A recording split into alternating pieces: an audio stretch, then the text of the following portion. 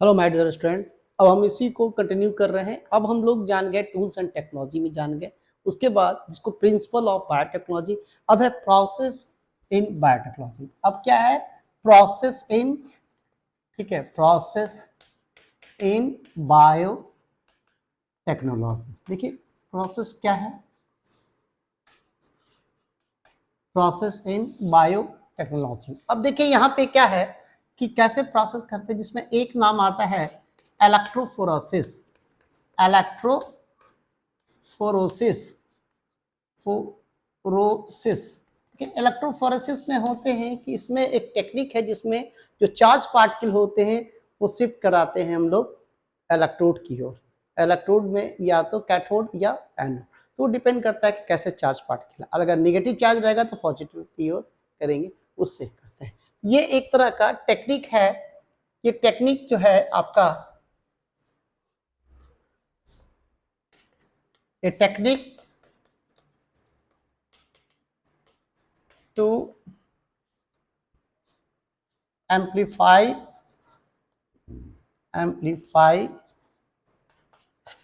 the gene electrophoresis.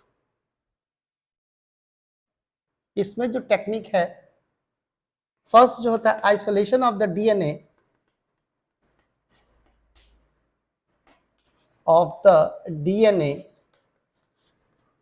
DNA isolation of the DNA which is digested by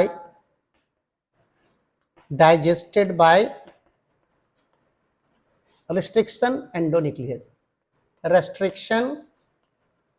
endonuclease, देखिए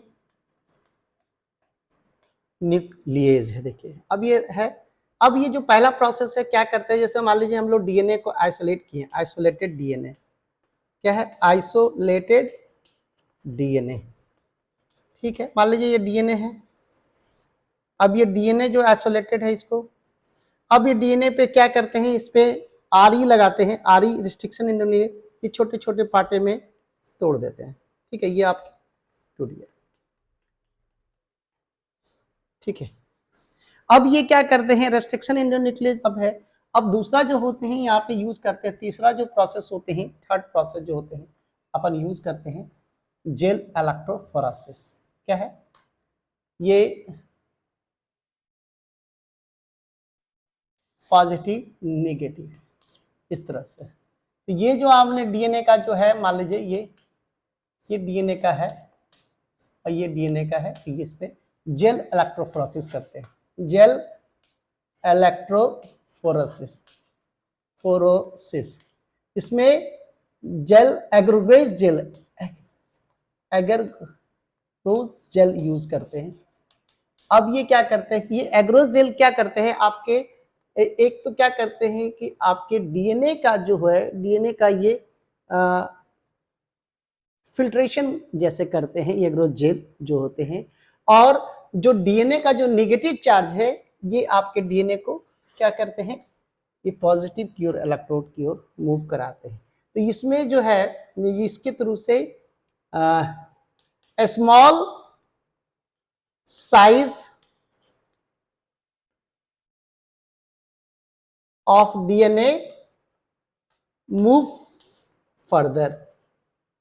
further to positive electrode, कहाँ, positive electrode, ठीक है। जिस तरह से जेल इलेक्ट्रोफोरेसिस जो फिल्ट्रेशन की प्रोसेस करते हैं डीएनए के, उस प्रोसेस को बोलते हैं, दिस प्रोसेस इज कॉल्ड, बोलते हैं इल्यूशन। क्या बोलते हैं, इल्यूशन, ठीक है। अब ये जो दूसरा जो हम लोग करते हैं, ये जेल इलेक्ट्रोफोरेसिस में डीनेचुरेशन अपन करते हैं। दो सेकंड प्रोसेस में डीनेचुरेशन कर दिए, मान लीजिए सिंगल, ये सिंगल, इसको बोलते हैं डीनेचुरेशन।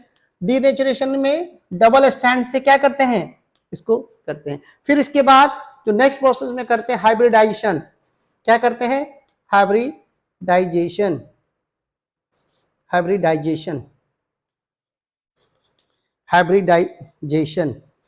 ठीक है, हाइब्रिडाइजेशन करते हैं। तो ये हाइब्रिडाइजेशन में करने से क्या होते हैं, ये जो डीएनए का ये डबल स्टैंडर्ड स्वरूप फिर आ जाता है, ठीक है। और ये जो आ जाता है उसके बाद फिर उसके बाद डीएनए का एक टेक्निक होता है जिसमें डीएनए की पहचान करना पड़ता है, इसको बोलते हैं सॉदर्न ब्लॉटिंग। क्या बोलते हैं इसको? Southern blotting test, blotting test. इससे डीएनए का टेस्टिंग होते हैं, डीएनए टेस्टिंग होती है। तो ये आपकी जो है एक तरह से ये टेक्निक है जिसमें हम लोग इलेक्ट्रोफोरेसिस करते हैं।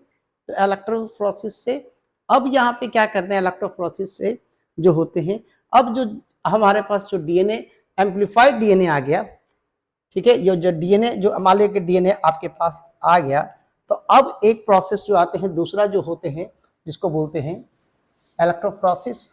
समझ गए? एग्रोजेल होते हैं, इल्यूशन आते हैं, क्वेश्चंस वहां से आएंगे।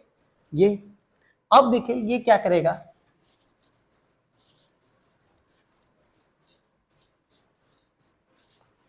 देखिए अब क्या करेगा, उसके बाद एक नाम है PCR, PCR polymerase chain reaction. क्या बोलते हैं इसको? पॉलीमरेज चेन रिएक्शन, ठीक है, रिएक्शन पीसीआर। इसमें क्या करते हैं, स्मॉल अमाउंट ऑफ द क्या करते हैं, डीएनए को हम लोग निकालते हैं और उसमें मैग्नीफाई करते हैं, एम्पलीफाई करके लार्ज उसका पॉलीमर बनाते हैं। और पॉलीमर बनाने के पहला जिसमें 3 प्रोसेस है, पहला जो प्रोसेस है जिसको बोलते हैं पीसीआर में, उसको बोलते हैं डीनेचुरेशन, डीनेचुरेशन, डीनेचुरेशन। इसमें क्या करते हैं, डबल